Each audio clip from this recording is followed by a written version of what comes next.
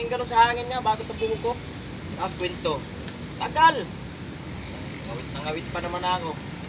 Lumingon ako ng kunti, gaganunin niya yung ulo ko. Ayaw niya siyang mag-adjust. Grabe naman. Yung ibang barbero pag naggugupit siya, yung umiikot. Ako, yung ulo ko iniikot niya eh. Tapos nakakatong handi sa hindi yun. Yung ulo daw niya inikot. Bad trip pa ako. Tapos, bakit? Nakakalahati na sana siya. Ayos to, malapit na to. Mm. May 2 oras na rin siguro binabanatan. Bakit? Paano ba? Winisiwisi mo ng gunting? Ganun, Paano? Oh, Like, kwento. tapos Kwento. Iniwanan pa ako. Oh, bakit? Nakakita ng purinarya.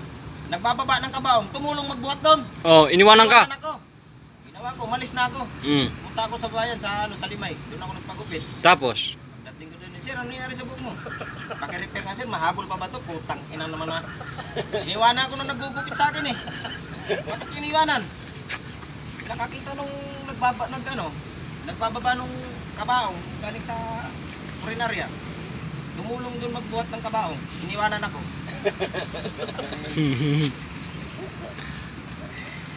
Hindi pala nga mo dapat sa rin eh.